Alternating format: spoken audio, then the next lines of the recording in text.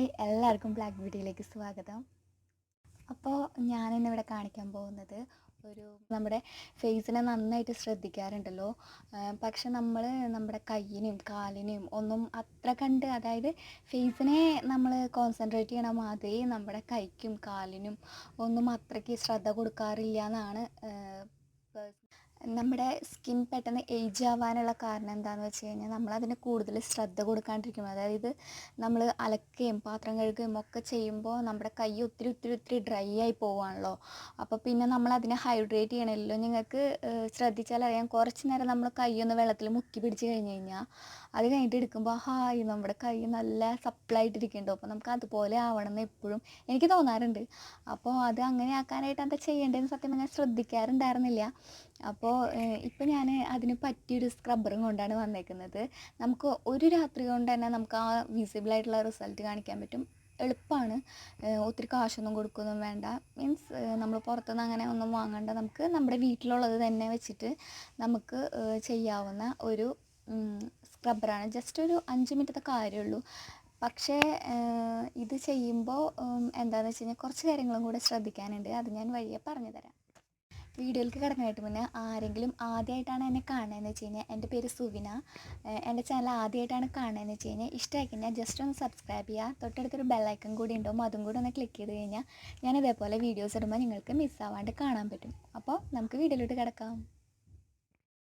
ഇതിനാകെ വേണ്ടത് പഞ്ചസാരയും തേനും മാത്രമാണ്. ഞാൻ പൊടിച്ച പഞ്ചസാരയാണ് എടുത്തേക്കുന്നത്.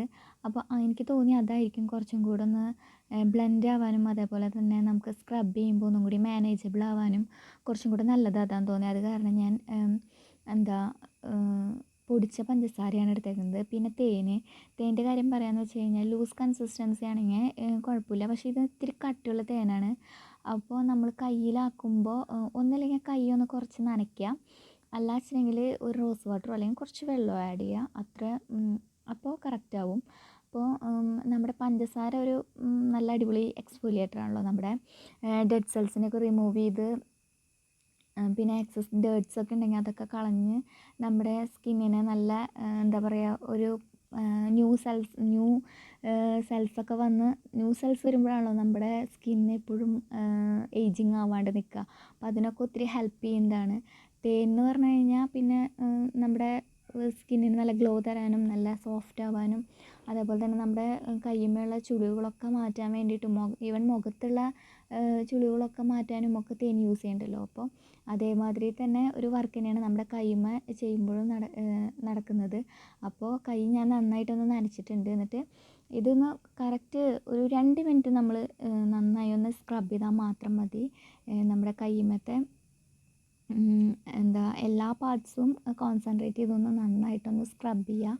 അപ്പോൾ ഈ സ്ക്രബൊക്കെ യൂസ് ചെയ്യുന്നത് ഞാൻ പറയാമെന്ന് വെച്ച് കഴിഞ്ഞാൽ ഒരു രാത്രി, അതായത് നമ്മളുടെ ജോലികളൊക്കെ കഴിഞ്ഞാൽ നമ്മൾ രാത്രി കിടക്കാൻ പോവില്ലേ, അതിലേക്ക് മുന്നേ ഹാൻഡ് കെയർ ചെയ്യുന്നതായിരിക്കും നല്ലത്. കാരണം ഇതിന് ഒരു നല്ലൊരു റിസൾട്ട് കിട്ടുന്നുണ്ടെങ്കിൽ നമ്മൾ രാത്രി ശരിക്കും പറഞ്ഞു വെച്ചാൽ എല്ലാ പണികളും കഴിഞ്ഞ് ഉറങ്ങാൻ നേരം ഇത് ചെയ്തതിന് ശേഷം, ഈ ട്രീറ്റ്മെൻറ്റ് ചെയ്തതിന് ശേഷം നമുക്ക് വെള്ളം നനയ്ക്കുക അല്ലെങ്കിൽ എന്തെങ്കിലും പണികളെടുക്കുക, മീൻസ് വീണ്ടും പോയി ചൂടിനരികെ നിൽക്കുക, അങ്ങനെയൊന്നും ചെയ്യാണ്ടിരിക്കുന്നതാണ് കുറച്ചും കൂടെ നല്ലത്. അപ്പോൾ നമുക്ക് അതിൻ്റെ റിസൾട്ട് പിറ്റേ ദിവസം കാലത്ത് എണീക്കുമ്പോൾ കാണാൻ പറ്റും. അപ്പോൾ ഞാൻ നന്നായിട്ടൊന്ന് സ്ക്രബ് ചെയ്യുന്നുണ്ട്. ഫാസ്റ്റ് ഫോർവേഡ് അടിച്ചിട്ടാണ് കാണിക്കുന്നത്. ഇപ്പം തന്നെ കണ്ടില്ലേ അതിനൊരു പ്രത്യേക ഗ്ലോ വന്നിരിക്കുന്നത്. ഇപ്പം ഞരമ്പുകളൊന്നും നോക്കിയിട്ട് കാര്യമില്ല കേട്ടോ, അത് ജനിച്ചപ്പോൾ തൊട്ടേ ഇതേപോലെ ഞരമ്പൊക്കെ പൊന്തി നിൽക്കുന്നതാണ്. അപ്പോൾ ഞാൻ പറയുന്നത് അതിനൊരു തിളക്കം വന്നത് കണ്ടോ, ആ തേനിൻ്റെ ആ ഒരു പ്രസൻസ് തന്നെയാണ് നമ്മുടെ സ്കിന്നിന് അങ്ങനെ ഒരു ഗ്ലോ വന്നത്. അടുത്തത് എന്താ ചെയ്യേണ്ടതെന്ന് വെച്ച് കഴിഞ്ഞാൽ ഒരു ഇളം ചൂടുവെള്ളം എടുക്കുക. ഇളം ചൂടുവെള്ളത്തിൽ നമുക്കൊരു 2 ഡ്രോപ്പ് മതിയാവും. ഒരു 2 ഡ്രോപ്പ് ലെമൺ ജ്യൂസ് ഇടുക. അതെന്തിനാണെന്ന് വെച്ച് കഴിഞ്ഞാൽ നമ്മുടെ കൈക്ക് എന്തെങ്കിലും കരുവാളിപ്പ് കാരണം കൊണ്ട് ഉണ്ടാവണ എന്തെങ്കിലും കളർ വ്യത്യാസമോ അങ്ങനെ എന്തെങ്കിലും ഒക്കെ പ്രശ്നങ്ങളൊക്കെ ഉണ്ടെന്ന് വെച്ച് കഴിഞ്ഞാൽ അത് കളയാൻ വേണ്ടിയിട്ടാണ്. നമ്മൾ അറിയാമല്ലോ ചെറുനാരങ്ങയുടെ ഗുണഗണങ്ങളൊക്കെ. അപ്പോൾ അതിന് വേണ്ടിയിട്ടാണ് അതിടുന്നത്. ഇപ്പം നമ്മുടെ നഖത്തിൻ്റെ ഉള്ളിലൊക്കെ ഒരു എന്താ പറയുക, എന്താപ്പം അതിന് പറയാന്ന് എനിക്കറിയില്ല. ഒരു ചെളി അല്ലാണ്ട് ഒരു സംഭവം അടിഞ്ഞു കൂടി കിടക്കും. അതിങ്ങനെ കൂടിക്കൂടി വരുമ്പോൾ നമ്മുടെ നഖവും നമ്മുടെ സ്കിന്നുമായിട്ട് ഒട്ടിപ്പിടിച്ച് ഇതാക്കാനുള്ള ചാൻസ് കൂടും. കണ്ടില്ലേ? അപ്പം എൻ്റെ നഖത്തിൻ്റെ ഉള്ളിൽ നിന്ന് അങ്ങനെ പിടിച്ചെടുത്ത് കഴിഞ്ഞാൽ കിട്ടുന്നത് നമ്മൾ എത്ര ചെളിയില്ലാണ്ട് നോക്കിയാലും അത് എപ്പോഴും നന്നായി ക്ലീൻ ചെയ്തില്ലെങ്കിൽ അങ്ങനെ വരും. അപ്പോൾ അതൊക്കെ നന്നായിട്ട് കളയുക, നഖമൊക്കെ നന്നായി ക്ലീൻ ചെയ്യുക. ഒരു കുറച്ച് നേരം ഒരു 5-6 മിനിറ്റ് നന്നായിട്ടൊന്ന് വെള്ളത്തിലൊന്ന് സോക്ക് ചെയ്യുക. ഇങ്ങനെ വെള്ളത്തിൽ കളിക്കാൻ എല്ലാവർക്കും ഇഷ്ടമാണല്ലോ.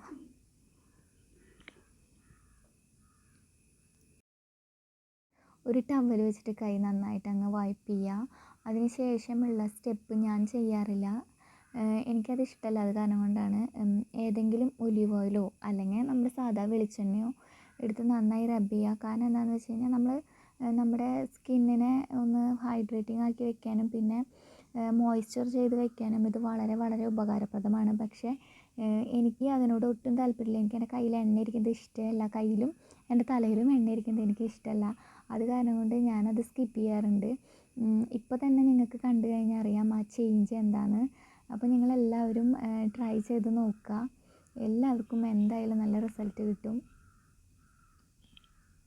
പിന്നെ നിങ്ങൾക്ക് എല്ലാവർക്കും ഇഷ്ടമായെന്ന് വിചാരിക്കുന്നു. ഇഷ്ടമായി കഴിഞ്ഞ് കഴിഞ്ഞാൽ ലൈക്ക് ചെയ്യുക, കമൻറ്റ് ചെയ്യുക. ഇത്ര നാൾ സപ്പോർട്ട് ചെയ്ത പോലെ തന്നെ ഇനിയും സപ്പോർട്ട് ചെയ്യുക.